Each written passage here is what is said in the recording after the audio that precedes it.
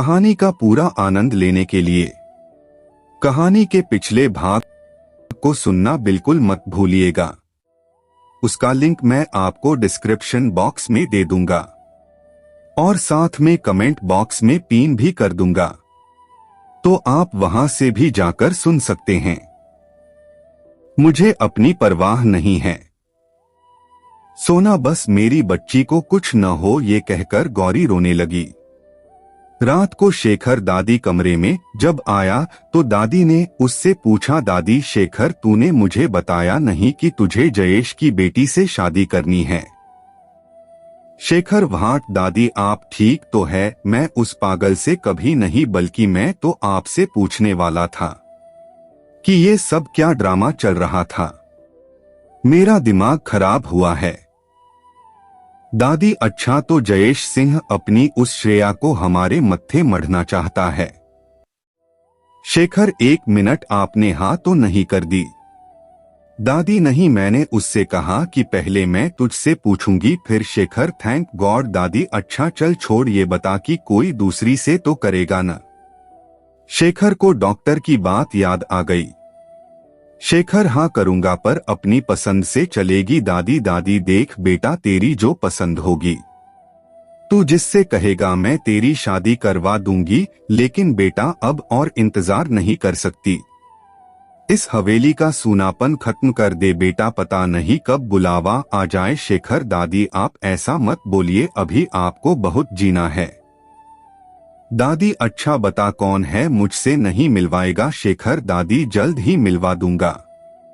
इधर सिमरन ने हॉस्टल के केयरटेकर से बात की तो वो मान गई और सिमरन अब थोड़ा सुकून महसूस कर रही थी कि उसकी परेशानी कुछ तो कम हो गई। इधर शेखर बहुत परेशान था कि अब दादी को वो किस लड़की से मिलवाए। तभी उसे अचानक से इयाना का ख्याल आ गया।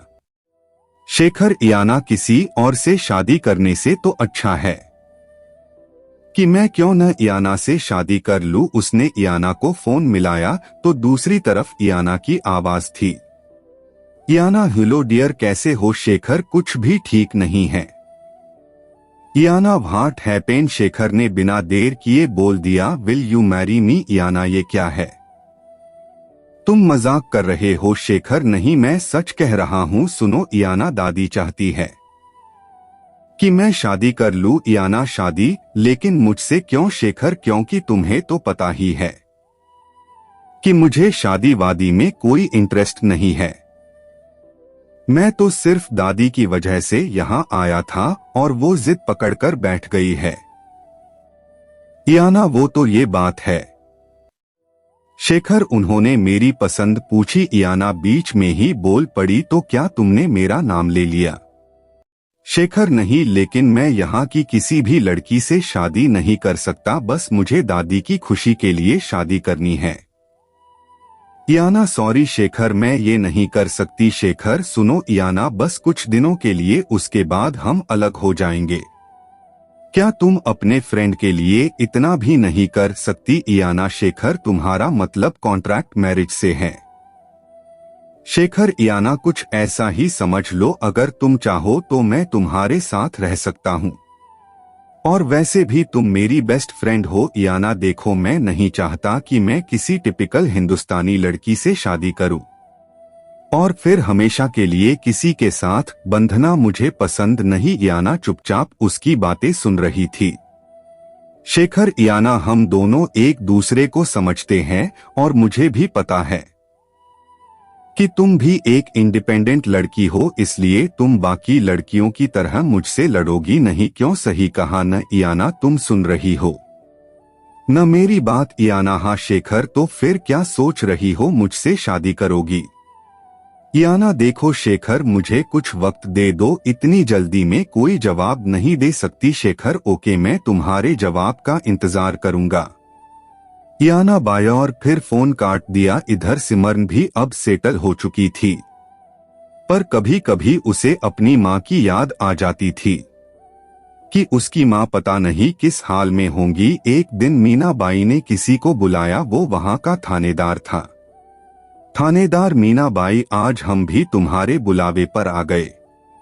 मीनाबाई आओ आओ थानेदार बाबू, ए भूरा जरा ठंडा पानी तो ले आओ थानेदार बाबू के लिए बैठो थानेदार। मीनाबाई क्या बात है, आज हमारी याद कैसे आ गई मीनाबाई? अरे थानेदार बाबू, कोठे का और थाने का बड़ा गहरा रिश्ता है। बस यूं समझ लो कि आज तुम्हारी जरूरत आन पड़ी थानेदार। अच्छा क्या जरूरत है? तुम हमें खुश कर दो, तुम्हारा काम हो जाएगा। मीनाबाई ये भी कोई कहने वाली बात है? थानेदार बाबू जाओ अंदर जाओ। थानेदार मीनाबाई काम तो बताओ। अरे तुम मजे लो फिर काम बताऊंगी। इधर इयाना ने शेखर को मना कर दिया कि वो उससे शादी नहीं कर सकती। शेखर, इयाना तुम मेरे लिए इतना भी नहीं कर सकती। Iyana, Shekhar try to understand. Shekhar please तुम इंडिया में किसी भी लड़की से शादी कर लो। आजकल तो कॉन्ट्रैक्ट मैरिज के लिए तमाम लड़कियां मिल जाएंगी, मैं वहां नहीं आ सकती। और फिर उसने फोन काट दिया। इधर थानेदार को खुश करने के लिए सोना को कमरे में भेजा गया। सोना बैठिए थानेदार बाबू और बताइए, आज बहुत दिनों बाद याद आई इस नाचीज की। थानेदार सोना को बाहों में भरकर उसके बालों को सहलाते हुए बोला। थानेदार, अरे सोना रानी, जब से तुमसे मिला हूँ तुम्हारी ही यादों में खोया रहता हूँ। सोना ने अदाएं दिखाते हुए कहा। अच्छा ये बात है, तो फिर कहाँ रह गए थे इतने दिन? थानेदार, कुछ काम की वजह से कुछ दिनों के लिए शहर के बाहर गया था, आज ही आया हूँ और मीनाबाई ने मुझे बुला लिया। सोना ये बात सुनकर थोड़ा सोचने लगी कि आखिर मीनाबाई ने इसे किस काम के लिए बुलाया होगा, मुझे पता करना चाहिए। थानेदार, क्या हुआ, इतने दिनों बाद आया हूँ और तुम आज कुछ ठंडी ठंडी सी लग रही हो। उसने उसे अपने बाजुओं में दबोचते हुए हुआ बोला। सोना, अरे थानेदार बाबू ऐसा कुछ नहीं है, आखिर एक आप ही तो है जो मुझे अपना समझते हैं। और फिर उसने कमरे की लाइट बुझा दी। इधर शेखर के बचपन के दोस्त अमर ने फोन किया। अमर, हेलो यार शेखर, तू इंडिया आ गया और मुझे खबर भी नहीं की। शेखर, सॉरी यार, मैं अचानक से आ गया और फिर कुछ कामों में इतना उलझा रहा कि तुझे बता नहीं पाया। अमर, अच्छा चल ये बता आज क्या कर रहा है? फ्री हो तो आ जाओ मेरे फार्म हाउस पर। शेखर, ओके चल फिर अभी आता हूँ। थोड़ी देर बाद शेखर अमर के साथ उसके फार्म हाउस पर था। अमर, क्या बात है शेखर, तुम कुछ परेशान लग रहे हो, मुझे बताओ मैं तुम्हारी कुछ मदद कर सकता हूँ। शेखर, क्या बताऊं यार, तुझे तो पता ही है कि मैं इंडिया सिर्फ दादी की वजह से आता हूँ और इस बार भी वजह वही थी। लेकिन इस बार दादी जिद पकड़कर बैठ गई है कि वो मेरी शादी करवा कर ही छोड़ेंगी। अमर शेखर की बात सुनकर हंसने लगा। शेखर, अरे तू इतनी बत्तीसी क्यों दिखा रहा है? तुझे पता भी है कि मैं किस कशमकश में हूँ। अमर, सॉरी यार सॉरी, लेकिन इसमें बुरा क्या है? आखिर शादी तो तुझे करनी ही है। फिर शेखर, फिर क्या मुझे शादी नहीं करनी है? अमर, लेकिन क्यों? शेखर, देख यार, मैं किसी भी झंझट में नहीं फंसना चाहता और सही बात तो ये है कि मैं अभी अकेले रहना चाहता हूँ और दादी चाहती है कि मैं उनका इकलौता वारिस हूँ, तो सारी प्रॉपर्टी देखूं और यही रह जाऊं। अमर, शेखर, तो इसमें गलत क्या है? आखिर आज नहीं तो कल लौटकर आना ही है।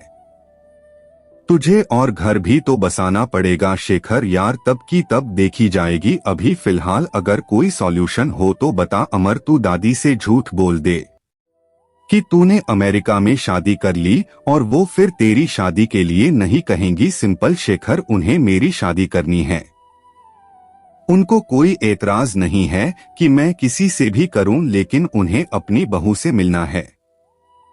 वो मैं कहां से लाऊं? अमर, तो तू अपनी उस गर्लफ्रेंड का क्या नाम है बताया था? उसका इयाना, उससे से कर ले। शेखर इयाना का नाम सुनकर चुप हो गया।